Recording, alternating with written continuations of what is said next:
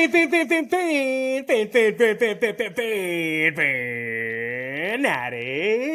What up, y'all? You like what up, y'all? I was you guys don't give me any comments back, so I have to watch myself, which I hate. And it was like hello everyone, which is like kind of like low energy. So I think I'm changing it to what up, y'all? So that's it. Unless somebody gives me some sort of feedback about that being bad, I'm gonna do that because it's more exciting, I guess. More higher energy. Doesn't matter. We are in the top half of the power rankings. Man, I thought 32 teams didn't sound like a lot. It's a beast. It is a lot of research and teams, and I don't know if I can do it again.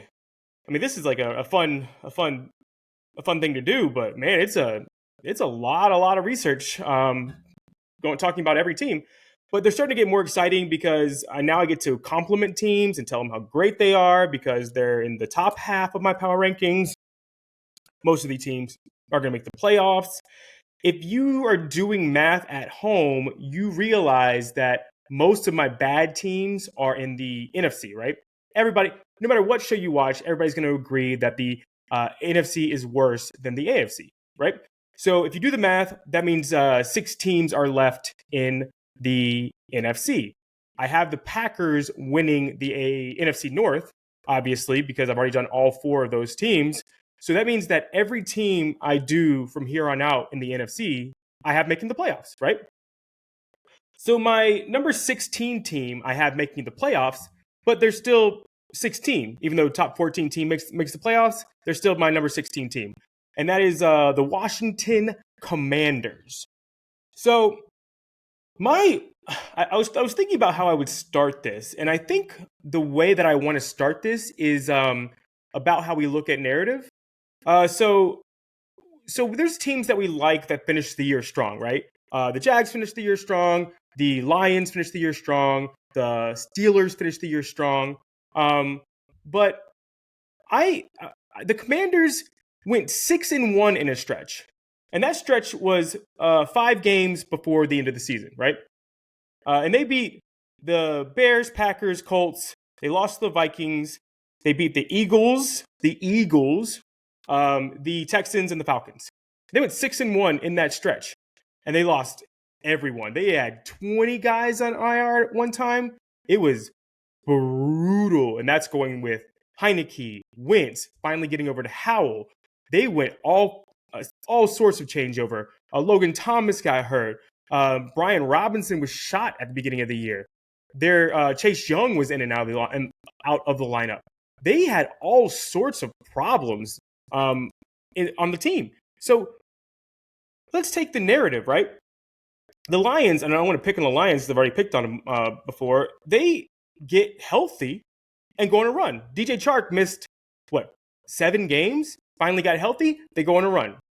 So this team gets healthy, and then they get hurt again. So they don't end the year strong, but when they're healthy, they can beat the Eagles, who went to the Super Bowl. So everybody, we're so offense and quarterback focused, and we forget that most teams win with defense. Aaron Rodgers ain't won a Super Bowl in 14 years. Most teams win with defense. Yes, Tom Brady and Patrick Mahomes are elite, probably the best 2 that's ever done it. But most teams win with defense.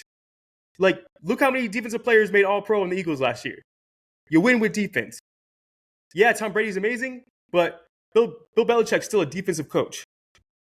Ben Roethlisberger wasn't carrying those Steelers teams to Super Bowls. Joe Flacco wasn't carrying those Ravens teams to Super Bowls. Trey Dilfer wasn't carrying those teams to Super Bowls. Second year, Russell Wilson wasn't carrying that team to Super Bowl. Denver Broncos wasn't carrying that 39-year-old Peyton Manning to a Super Bowl. So Peyton Manning was benched for Brock Osweiler that year. So everybody needs to just chill out with like obsessing over these teams that are so offensive focused. That's not what wins championships. That's not what wins the playoffs. Like the Vikings were amazing all year. They were offense. They were great. They crushed everyone. They ran into the Giants, who I have lower than these teams, and the Giants just like, all right, we're better defensively. We are going to scheme you, and we are going to beat you. And they did. The Vikings have more talent on offense than the Giants do. Kevin O'Connell's a very, very good coach. Defense is what wins in this league, and we got to remember that and stop getting so focused on, well, quarterback, amazing. Yeah, Justin Fields is amazing, and he's going to win 7.5 games. Oh, wait, he won 3 last year. Like, what do we do? Russell Wilson, oh, he's the piece we need on the Broncos. Nah, you got some other problems. They were 5-12. Maybe it was just that this great coach in Pete Carroll and this great defense that he has most of the time were pretty good. So I didn't want to get into a little rant right there, but I know people are going to challenge me about the Commanders and they think they're terrible, and they're not. They were 500 last year with 20 plus people on IR. They got Eric Bieniemy, just a few coaches that have been on the Andy Reid tree. Sean McDermott, pretty good. John Harbaugh, pretty good. Doug Peterson, he won a Super Bowl. Ron Rivera, oh wait, he's the coach of this team and has been to a Super Bowl. Matt Nagy, that terrible Bears team that everybody's like, why are they so terrible? He took that team with Mitch Trubisky to the playoffs a lot. So coaching matters, and they get an Andy Reid coach that joins another Andy Reid coach. So let's just walk through what we do all the time, and we talk about PFF grades, right? So they have the D-line, the third best D-line in the league, which might be a little low. That D-line is all first-round picks. That D-line is monsters, or they are monsters. They Sweat, Allen, Payne, and Young. If Young's healthy, those are monsters. So their secondary is ranked 11th. That makes a little bit of sense. They overperformed last year. They were top 10 last year as a secondary grade. And I agree that they did overperform, but they draft a guy in the first round and a guy in the second round to be their corners. They invest in corners there because they know, our front seven's elite. Let's get our corners. And then our O-line's ranked 27th. I disagree, but I understand what they were saying. They said this in the blurb. It's just so much turnover. It's going to take time to gel. They bring in 3 new guys. They bring Wiley from the Super Bowl winning Kansas City Chiefs. And they bring over Gates from the Giants, I believe. And then they bring over, they draft Stromberg in the 3rd round. Which centers in the 3rd round, that's pretty good. You don't draft centers high usually. A 3rd round center is usually one of the top tier centers in the draft. And then they bring back their left tackle and their right guard. So they got talent on their offensive line. I still agree that it's probably below average, but they're in the NFC, so it don't really matter that much because they're still going to be able to win games with a below average offensive line. And they had a bad offensive line last year and still went 8-1. So let's move to their schedule from last year. So they play the Jags that everybody loves, week 1. I know this is Peterson's first game, but they beat them 28-22. They lost to the Lions. I know I just talked about how we should put them in the same level as the Lions. They lost at Lions 36-27. They lost to the Eagles 28-8. They lost the Cowboys at Cowboys 25-10. They lost to the Titans before everybody went down on the Titans 17-21. They won at the Bears that are supposed to win 7.5 plus games this year. They won at Bears 12-7. They beat the Packers, Aaron Rodgers 23-21. They won at Colts 17-16. They lost the Vikings by 3, 20-17. They beat the Eagles 32-21. They beat the Texans 23-10. They won against the Falcons 19-13, and then they tie the Giants at Giants 2020, which that was very frustrating if you're a Commanders fan and kind of a Giants fan. They both were like, we're both good with just tying. Nobody really wanted to win that game. Then the next week they played Giants again, which is weird. They lost to them 20-12. They lost at 49ers 37-20. They lost to the Browns 24-10, and then they beat the Cowboys 26-6. But that was Sam Howell's first start, and Cowboys were resting people because they didn't need to win that game. They were already locked into the 5 seed. So there's not huge takeaways from it, except for when they are healthy, they're beating almost everyone. Like, they lost to the Vikings by 3, and the Vikings were sort of on a run then. But yeah, they beat the Eagles. They beat the Packers and Aaron Rodgers. I mean, they won games when they're fairly healthy. This team that's supposed to be terrible this year that didn't lose anyone and didn't really gain anyone. Like, I think they lost like 4 players and they gained like 3, and all 4 players were like Heineke and Wentz, and like, who cares? And the gains were like Jacoby Brissett, and who cares? They're basically bringing back the entire team, which continuity kind of matters. I guess the people they brought in were offensive linemen too, but I was looking for like real, like, meaningful, impactful guys, and no splash moves here or there. The biggest splash move is you bring Eric Bieniemy in. I mean, he has a couple Super Bowls. And I say this in Panthers pods all the time, but I'm pretty sure he could have gone a lot of places. Like, he could have gone. I'm sure he wasn't only offered the Commanders position, but he chose Commanders, and he ain't stupid. He ain't stupid to be like, yo, I'm giving up on the Chiefs to go to this crap franchise, which they've been a crap franchise, I agree with, but this crap team. Because why? Why would you do that? Why would you, like, tank your career? So you got to start asking yourselves these questions. You can't just assume that people are stupid, because this is an important decision in Eric Bieniemy's life, and he says, I need to go somewhere and prove that I can do it without Andy Reid, and the place that he chose was the Commanders. So we got to start thinking about that just a little bit. Like, it's not just these guys. These guys are at the top of their profession. They're not morons. They're not morons. Like, yeah, sometimes if you're going into a better job, you'll take a kind of crappy team, unless you're Brian Flores and you're like, Arizona's crappy, I'm not going to take that job. That makes a lot more sense. But for the most part, you're gonna take a better position in a worse environment. But when you're going from the same position in a great environment to another environment, you got to be pretty confident that team's going to be okay. And the fact that we're saying an 8-1 team that theoretically their younger guys got better and you're getting healthy is not going to be better, it's just kind of silly, I guess. Everybody said, well, Sam Howell, I don't know. Oh, yeah, Carson Wentz and Taylor Heineke were all-stars. Like, what, you're going to take a step back from Carson Wentz last year, who started, 4-1? Baker Mayfield style? 4-1?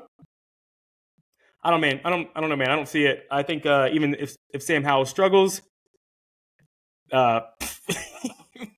he ain't gonna be worse than Carson Wentz.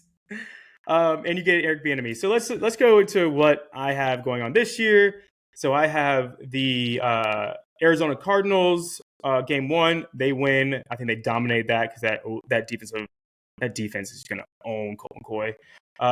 Then they go at Denver. I think they lose that just because it's at Denver.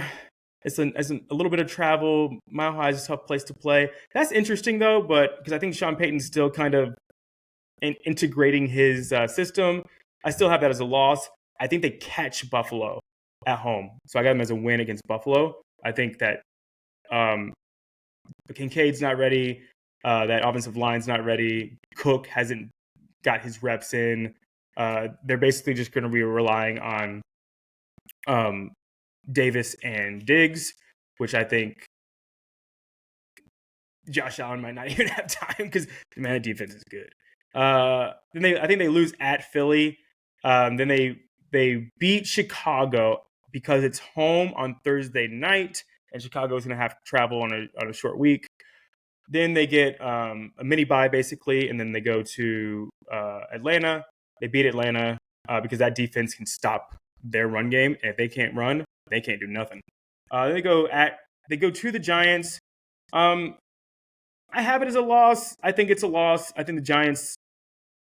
I think the Giants are in a bad place right there because they start losing some games. It's a must win for them, and it's at home. I got at home against Philly. I think they win that because I think they split with Philly, and like they did last year, they split with Philly. At Seattle is interesting. I still think Seattle wins that game. I just think Pete Carroll has those guys ready to play. They are pretty young. Those tackles on both sides are second years. It's going to be a really tough test against that defensive line. But I still think Seattle finds a way to win that game. It's still a really good coach against a young quarterback. So then I got New York Giants. I think they split with the Giants. They went tie and lost last year. I think that they go loss and win this year. Then you go to Dallas on a short week. And I have it penciled in as a win because I think Dallas is looking ahead. They just play a game against the Panthers at Panthers. And I think that that's going to be I think both those teams are going to have good records going into that game. And I think it's going to be a very high emotion game. And I think they beat the Panthers. And I think that they're at Carolina. They have to go home. They have to they have to get themselves ready again. And I think after a New York Giants win at home, I think that the Commanders are feeling themselves a little bit and they can beat anybody. And they split with Dallas last year. I know that it was the end of the year last year and that game didn't really matter, but they usually play Dallas tough. So I have them beating Dallas, and then they get a mini bye and they get Miami at home. I just don't think Miami is ready for that physicality. So I have them beating Miami. And then they go and bye. And they kind of screwed with their schedule. Because, why do you go on, so you have a Thursday night game and you get 10 days off. And then you get a game, and then you get a bye? So you get 10 days and then 14 days? That's, I guess what's good about that is you get healthy, but geez, man, give me the mini bye early and then give me the bye late. What do you, they kind of got screwed with that. I don't know if they're complaining, but I'm complaining for them. And then they go to the Rams. I think the Rams is sold off at this point. I think that they have a lot of young, fun guys, but I think that they are starting to, shut down guys for the year, or they're trading, or I just don't think they're ready. Especially their guys are 24 years old. They're not ready for these monsters in the Commanders. Just like the Panthers weren't ready for the Steelers last year. Steelers are just men among boys. Same thing. It's they're just not ready for the physicality of the Commanders. At Jets, I think the Jets are vying for playoff positioning at this point, and I think that it's a must win for them, and I think they pull it out. But they got to fix that offensive line. I think they do that, or I think that they start kind of getting it together by the end of the year. So I have the Jets beating the Commanders. I have San Francisco, kind of the same idea. They're fighting for a playoff spot. They're more talented. They're better coached. They're going to beat the Commanders. And then Dallas, I have as a win because Dallas is going to do exactly what they did last year, and they are going to rest their starters because they will have the number 1 overall seed in the NFC. Beep, beep, beep, beep, beep. That's a little, if you've heard me talk about the Cowboys at all, I think they're the best roster in the league, and I think that they are the number 1 seed in the NFC going into the playoffs. So that makes 10-7. There's some swing games there. I think they can win at Denver. I think that they could lose at Dallas. So there's some games there that I'm not sold on. They definitely could lose to Miami too, but I don't see them losing to Dallas and Miami. So I got them right around 10-7. Which, if you think about the top 6 teams in the NFC, that 10-7 doesn't sound crazy, right? So I think I have the 7th best team in the NFC is 9-8. The 6th best team is 10-7. That doesn't sound crazy to me. So that's a game and a half better than last year. So you add Bieniemy, you get the second year of Dotson. Theoretically, you're more healthy. Theoretically, your offensive line plays better because you put a lot of emphasis in that. I don't see you get Brian Robinson not coming back from the tragedy before that where he got shot in the leg. So hopefully he's like healthy at the beginning of the year. Um, I would expect Sam Howell to play probably slightly below average, but with the enemy, I think you can scheme a lot, especially you can have a lot of jump balls with John Dotson. That dude's good. People are sleeping on that dude. That dude is really, really good, and he out targeted McLaurin the last 6 games of the season, I believe. And you still got Terry McLaurin, who's really good. They might have 2 top 20 players, receivers in the league. Everybody's talking about Olave and Michael Thomas. I mean, if we really, really think about it, do you think McLaurin and Dotson are worse than Olave and Michael Thomas? Michael Thomas who's played 10 games in 3 years, and he's 30 years old, and who knows? And Olave, who's a second year. Oh, wait, just like John Dotson? They were both first rounders last year. Yeah, I mean, if you listen to my the pod that I had with Ashby, my brother-in-law, we've already kind of talked about all of this. It's more of the reason that people will like push back on this is that we just think Commanders and we don't think stars, and they're not a sexy team, and they don't have the quarterback, and their coach is a little boring, and it's so funny how much people were on the why isn't Bieniemy getting a head coaching job, and then Bieniemy goes as the offensive coordinator. It's like, well, that didn't really move the needle. Okay, like,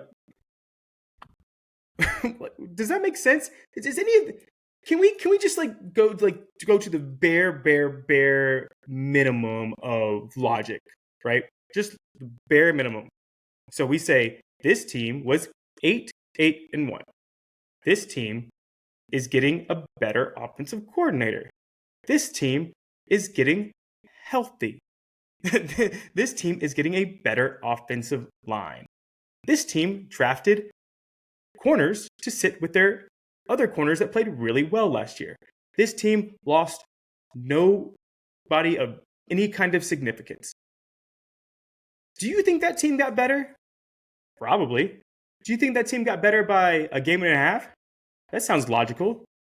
Like, I don't want to be make sound ridiculous when I say that, but let's just let logic speak for us.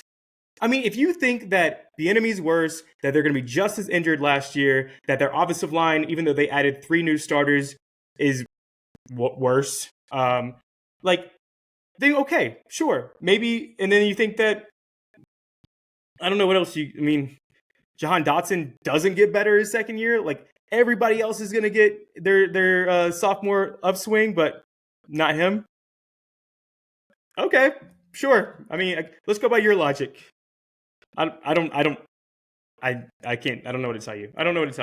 But I have them going 10-7. If you think that you found ways that they got worse as a team, because I couldn't do it, I couldn't find one loss that they had that was worse, that made them worse, then feel free to tweet me or comment on the pod, like however you want to like make it known that they're worse.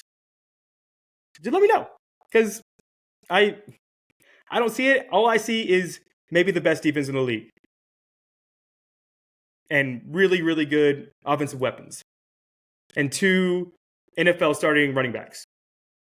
Would you rather have Gibson and Brian Robinson, or Herbert, or Jeff Wilson Jr., or Alexander Madison? Honestly, like, Alexander Madison's fine, but would you rather have just him, or would you rather have 2 good starters? I mean, Antonio Gibson, he gets dismissed because he's in Washington.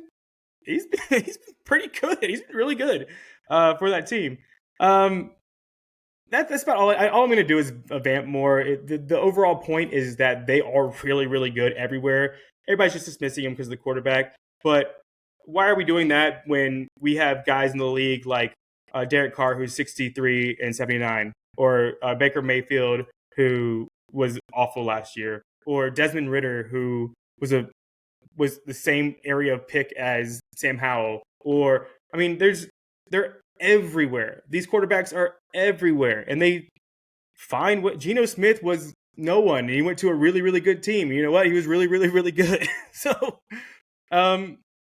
Yeah, I mean, I'm just saying the same thing over and over again. So my 16 is the Washington Commanders, and I'm not saying that they're world beaters. I'm saying that they are barely above average as a team, but they're in the NFC and they have a really good defense, and that's all that really matters. So thanks for listening, and I will see you next time.